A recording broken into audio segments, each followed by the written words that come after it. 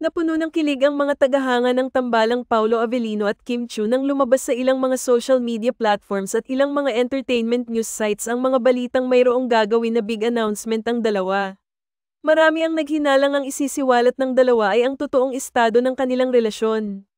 Umaasa ang mga tagahanga ng dalawa na tuluyan ng aminin ng dalawa ang kanilang relasyon kahit pahalata naman na umano sa kanilang mga titigan at sa kanilang ipinapakitang sweetness sa likod at harap ng kamera. Sa kabilang banda, mayroon namang naghinala na ang isisiwalat ng mga ito ay ang katuparan ng matagal ng hiling ng maraming mga netizens na magkasama sa iisang pelikula sina Kim Chiu at Paolo Avellino.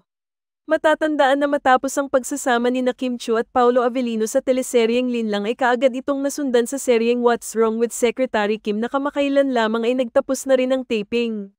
Marami naman sa kanilang mga tagahanga ang umaasa na masusundan kaagad ang kanilang serye ng iba pang proyekto na pagsasamahan dahil hindi naman maitatanggi ang kanilang malakas na chemistry.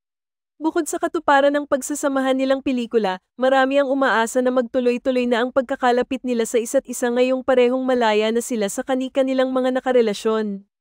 Ayon sa mga tagahanga ni Kim Chiu, hindi na masama kung isisiwalat ngayon ni Kim Chiu na nanliligaw o di kaya sila na ni Paolo Avellino dahil nauna na rin namang umamin si Sian Lim na mayroon na itong panibagong girlfriend. Ano ang sa inyo sa balitang ito?